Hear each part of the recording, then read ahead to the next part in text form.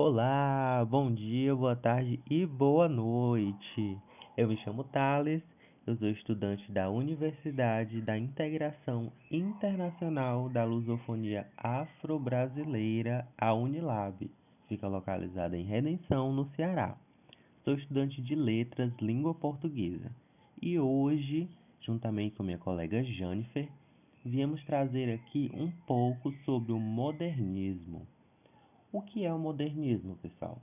O modernismo é um dos movimentos de arte mais conhecidos no Brasil. Isso porque ele teve grande impacto na cultura nacional da época. A transformação fundamental do movimento foi a ruptura com o passado e a busca pela nacionalidade em todas as formas de arte, valorizando mais as raízes brasileiras do que a cultura dominante que era a europeia, né? Que ela imperava sobre todo o mundo e, sobretudo, na América Latina. Esse movimento modernista no Brasil foi liderado por um grupo de artistas e amigos que ficaram conhecidos como o Clube dos Cinco. Entre eles estavam autores de diversas modalidades da arte nacional: Anita Malfatti, Tarsila do Amaral, Mário e Oswald de Andrade. Esses artistas já tinham experiência no modo tradicional da produção artística e, eles se desafiaram a buscar algo diferente do que já era produzido em todo o mundo, que sempre é bom estar inovando, né? Mas o que eles queriam de diferente? Eles queriam algo que retratasse a realidade de onde vinham e não de onde estudaram, nas escolas europeias, sobretudo em Paris. Na época, o polo cultural do mundo, que era Paris, e hoje nós temos Estados Unidos. Então, esses artistas queriam sair de onde estudaram e trazer a sua arte mais para o que eles vivem. E uma das primeiras obras modernistas foi a de Anita Malfatti, que era da pintura, e de Mário de Andrade na literatura brasileira. Juntos, esses cinco que eu citei acima, eles se reuniram para criar algo inovador. Queriam mudar todo o cenário da arte no ano de 1922, que foi o quê? A Semana da Arte Moderna. Esse foi um evento que lançou oficialmente o movimento ao público nacional e internacional. Mas onde esse evento tão grandioso ocorreu? Esse evento aconteceu no Teatro Municipal de São Paulo entre os dias 11 e 18 de fevereiro do ano de 1922, contando com várias expressões da arte modernista, como a dança, a música, poesia, pintura, escultura, palestras. Com o objetivo, esses artistas envolvidos, eles propunham uma nova arte, a qual aliasse a estética e técnicas das vanguardas europeias com retratos da brasilidade. A previsão do artista foi cumprida. Ao término daquela semana, a história da arte estaria marcada para sempre, já que o modernismo rompeu de vez uma dominação cultural e eurocentrismo que atravessou gerações, impondo um conceito de belo que não satisfazia as particularidades de cada povo. O conceito de libertação foi revolucionário e influenciou vários outros artistas na América Latina e no mundo a fazer o mesmo. A exemplo, uma grande artista que nós conhecemos, a Frida Kahlo. Se não conhecem, eu indico que procurem saber um pouco sobre ela. E também Pablo Neruda. E quais são as principais características desse movimento, que é o modernismo? O jeito de falar e agir atípico do brasileiro foi o que mais marcou as produções artísticas desse movimento, com um vocabulário repleto de linguagem coloquial e regionalidades. As principais características desse movimento foram novas experimentações artísticas, a ruptura do tradicionalismo, o uso de uma linguagem com mais humor, liberdade estética, valorização do cotidiano, uso de versos livres, ausência de pontuação e abandono de formas fixas, na parte da literatura, poesia, poemas, a valorização do cotidiano, a busca de uma linguagem mais simples e regional, para trazer mais a pessoa diferente, aquela que talvez não se identificasse tanto com a literatura ou com as artes por ser fora do seu meio, fora do seu padrão de vida. também uma busca por expressão artística nacional e inovadora. Esse movimento surge quando a população está descontente, né? Há algum tempo, com a situação política do Brasil, principalmente pela inflação, a crise populacional e grande disparidade social, causando graves greves e protestos. Também a Primeira Guerra Mundial, né, que foi entre 1914 e 1918, trouxe esse clima de incerteza para o mundo, diante dos acontecimentos, tendo como consequência apresentadas as vanguardas europeias ao mundo. Uma série de movimentos artísticos que influenciaram o modernismo brasileiro a buscar uma identidade nacional. Como principais autores do modernismo, nós temos Oswald e Mário de Andrade, Manuel Bandeira, Carlos Drummond de Andrade, Raquel de Queiroz e vários outros, né? Se for citar aqui, vai pegar o tempo do podcast quase inteiro. Mas com esses nomes citados, eu sugiro, né? Fica aí mais uma sugestão para que vocês busquem conhecer, tá bom? São muito importantes na literatura. O modernismo ele foi marcado por diferentes momentos, que também são chamados de fases ou gerações, que são eles a primeira fase do modernismo, que aconteceu nos anos de 1922, né, com a Semana de Arte Moderna, e foi até 1930.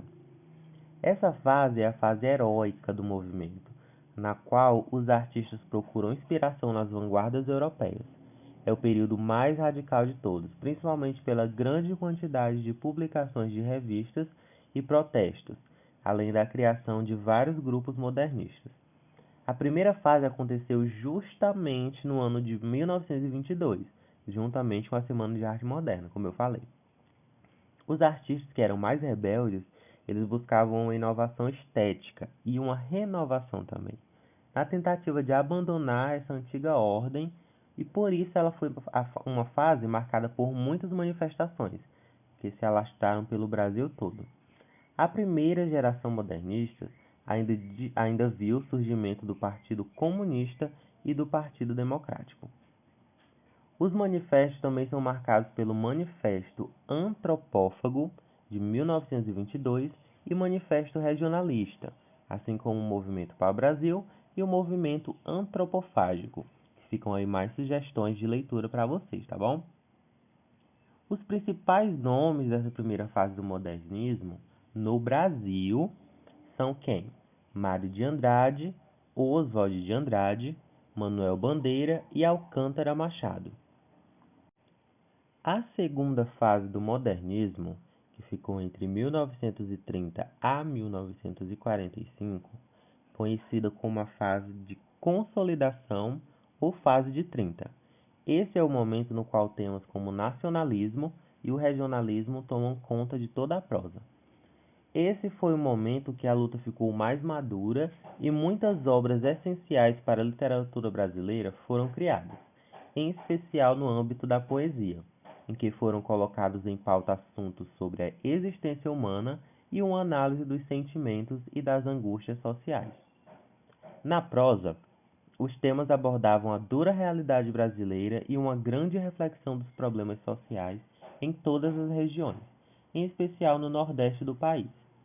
Grandes nomes entram no cenário nacional, como Graciliano Ramos, com Memórias do Cárcere.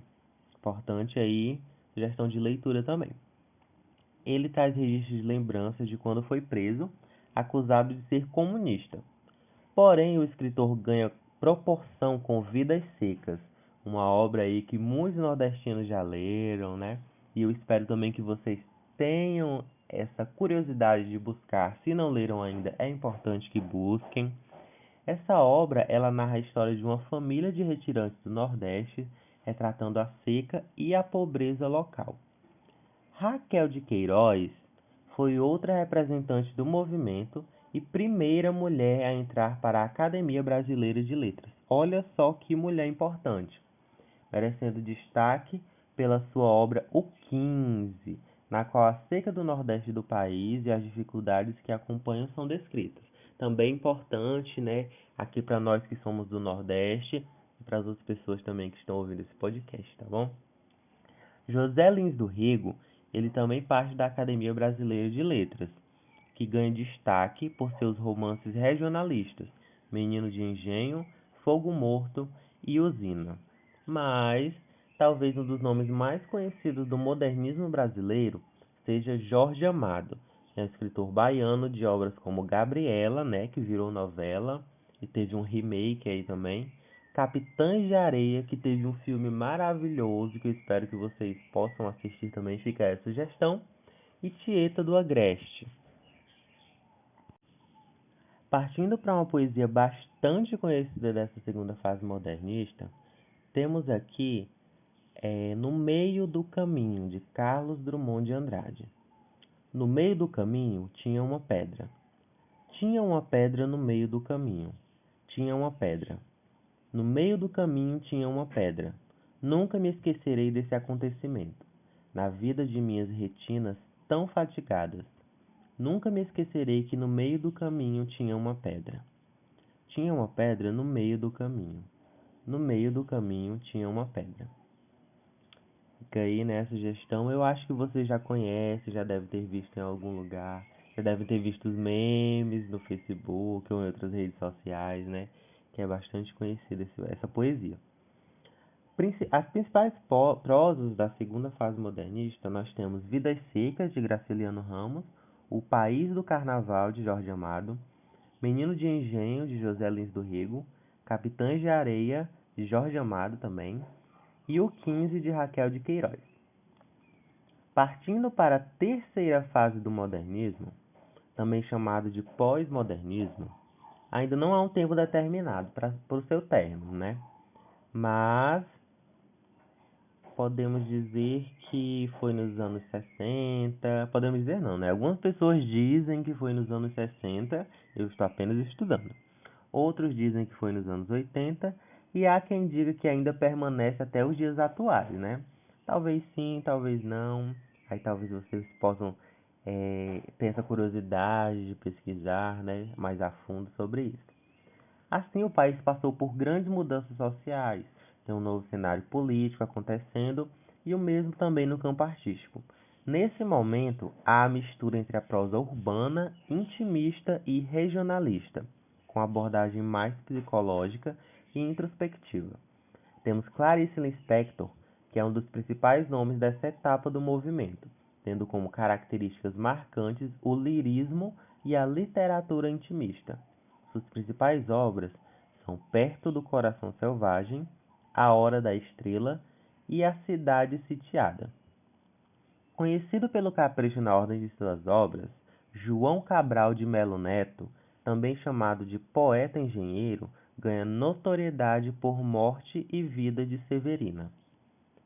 João Guimarães Rosa, também aí bem conhecido, né, bem citado aí nos livros de literatura, tem em suas obras a temática frequente do sertão, com suas principais obras Sagarana e Grande Sertão Veredas. Também é muito importante para a nossa literatura. Ariano Suassuna também é um dos maiores escritores brasileiros dessa fase e ganha destaque por O Alto da Compadecida, que eu tenho certeza que todos vocês conhecem, se não leram ou assistiram, pelo menos já ouviram falar, O Santo e a Porca e Os Homens de Barro. Outros autores dessa terceira geração, né, modernista, são Mário Quintana, João Guimarães Rosa, Lígia Fagundes Telles, e algumas obras que se destacaram nessa geração são Morte e Vida de Severina, que é de João Cabral de Melo Neto, como já foi citado, né? E o Poeminha do Contra, de Mário Quintana. Bem legal, né? Espero que vocês tenham essa curiosidade, né, de procurar algumas dessas obras que foram citadas e também tenho curiosidade de saber mais sobre essas fases do modernismo, né, no Brasil, que foi bastante importante.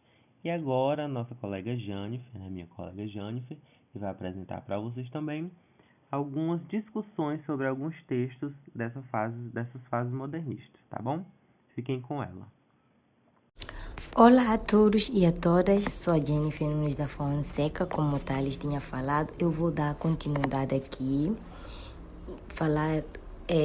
trazer uma obra que pertence ao movimento modernista e a gente vai fazer algumas discussões e análise sobre essa obra, tá bom? Então, a gente escolheu Vidas Secas de Graciliano Ramos, né?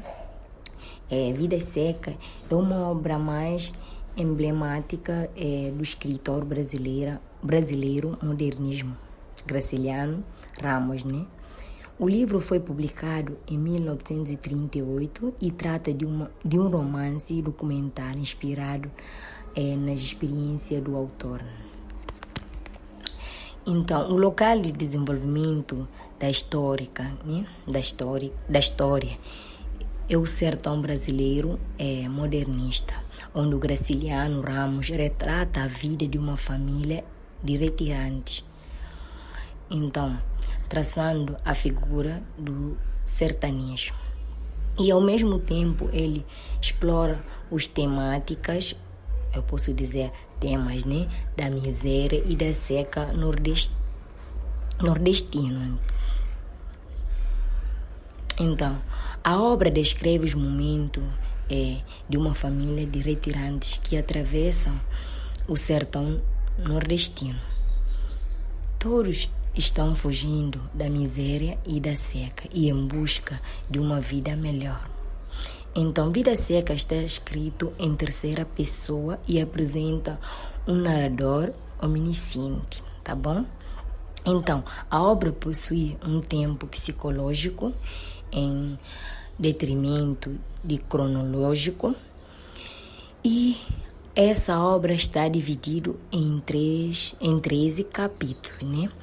O primeiro capítulo é Mudança, segundo capítulo, Fabiano, terceiro capítulo, Cadeia, quarto capítulo, Sim, a Vitória, quinto capítulo, Menino Mais Novo, sexto capítulo, Menino Mais Velho, sétimo capítulo, Inferno, oitavo capítulo, Festa, nono capítulo, Baleia, décimo capítulo, Contas, e 11º capítulo, Soldado Amarelo, 12º capítulo, Mundo Coberto de Penas, e último capítulo, 13º, A Fuga. As principais personagens dessa obra são Fabiano, que é nordestino pobre e alcoólatra. Fabiano representa o chefe da família e designa um homem ignorante e grosseiro.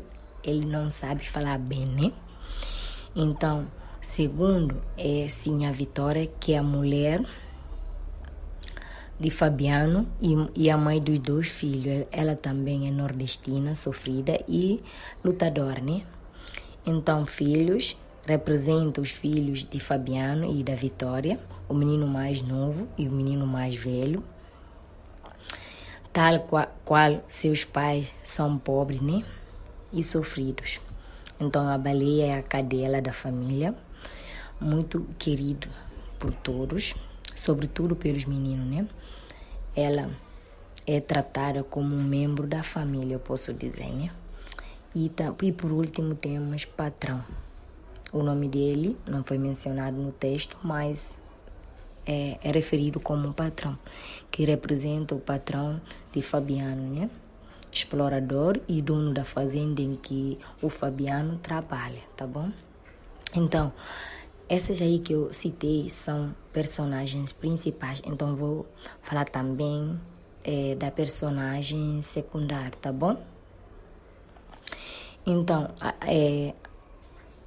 há os personagens secundários que surgem apenas em alguns momentos da história, como Soldado Amarelo, Seu Inácio e por aí vai, tá bom?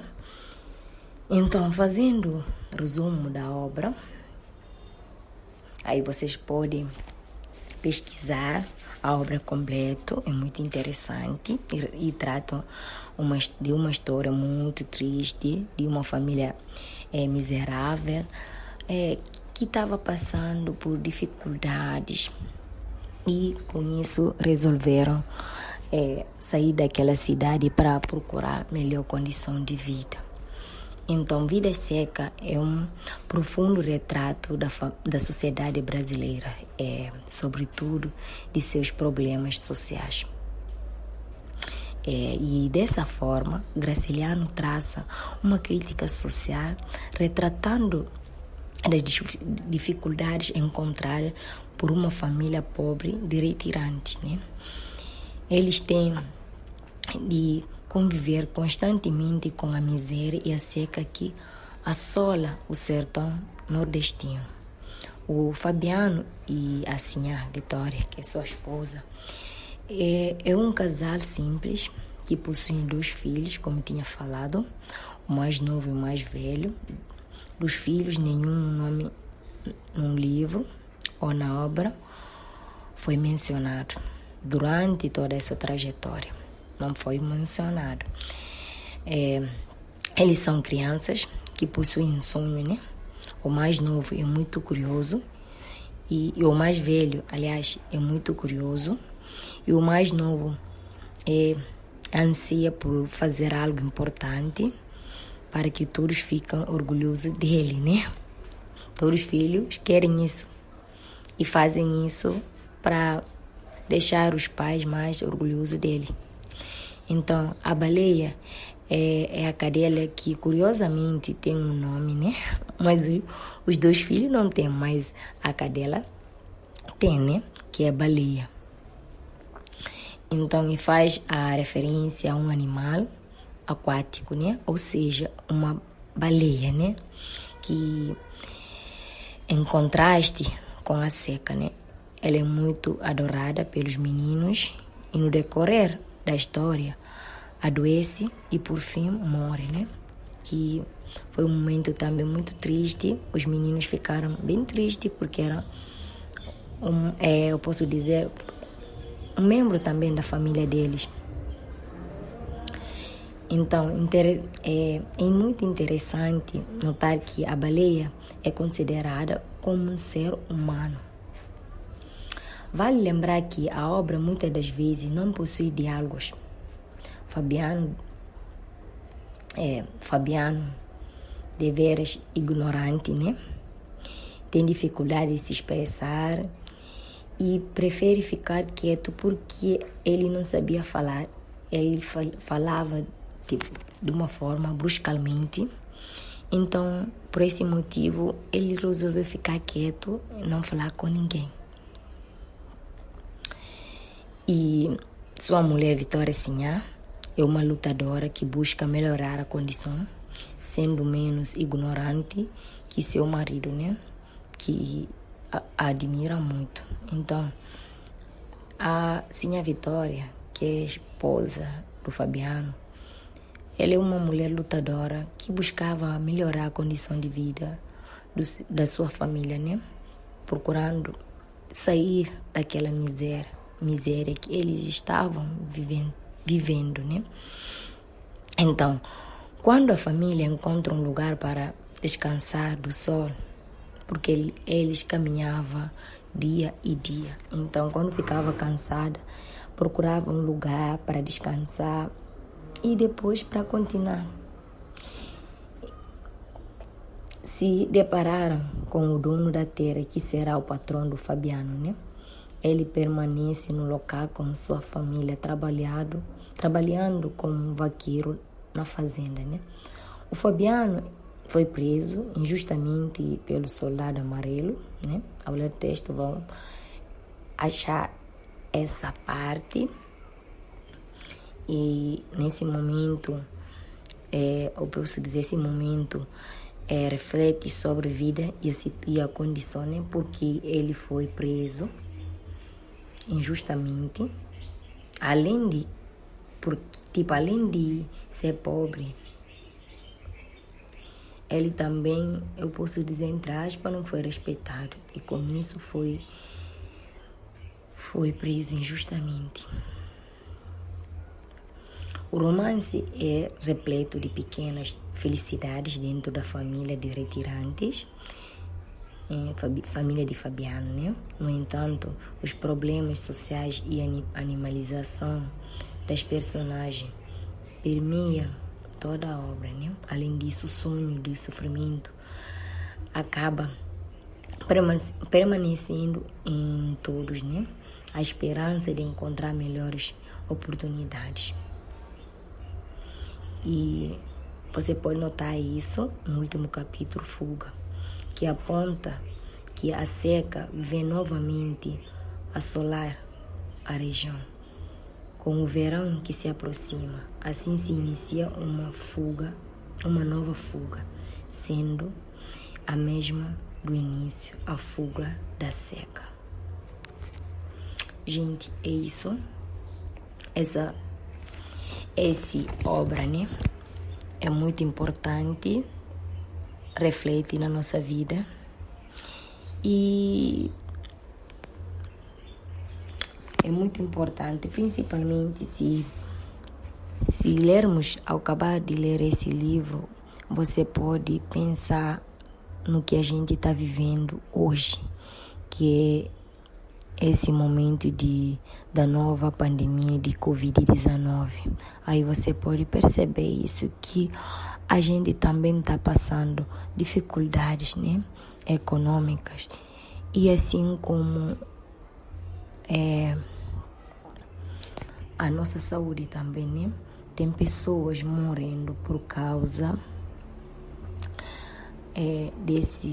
dessa pandemia de Covid-19. Tem pessoas morrendo porque não tinha dinheiro para comprar algo para comer.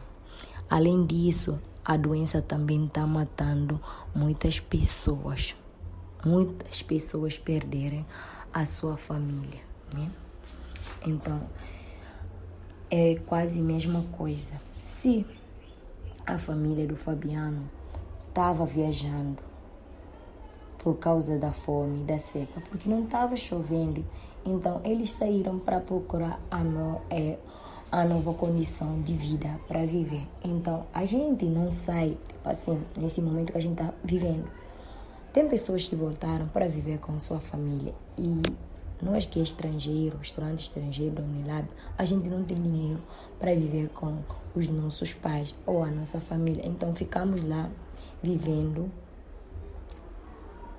com o que a gente está ganhando da Unilab, com o auxílio da Unilab. Então a gente também está passando por essa dificuldade, a gente também está passando por isso, mas só que a gente não tem dinheiro para viajar, então ficamos só num sítio. E sabendo que você está longe da família e que essa doença está matando as pessoas, aí você fica preocupada. Se eu sair do meu país para estudar aqui, para estudar no Brasil, e se eu voltar lá e não vir os meus pais, ou a minha família, meus irmãos, minhas irmãs, aí é muito complicado. Aí você junta com os trabalhos da escola, da universidade e com outras coisas, é muita coisa. Então, além das dificuldades financeiras, da saúde também que eu estava falando e da nossa saúde também mental, é a mesma coisa, né? Preço também no supermercado aumentaram. Isso fez com que muitas pessoas estão passando por dificuldades. Os mais pobres, os pobres como eu, e muitas pessoas estão passando dificuldade. E a gente está pedindo Deus, ancestrais, para ajudar a gente e que essa pandemia termine logo e que voltamos a viver nossa vida tranquilamente e que conseguimos traçar os nossos objetivos, gente. É isso. Muito obrigada. Escutem bem esse podcast. É muito importante. Qualquer dúvida é só entrar em contato com a gente. E obrigada pela atenção.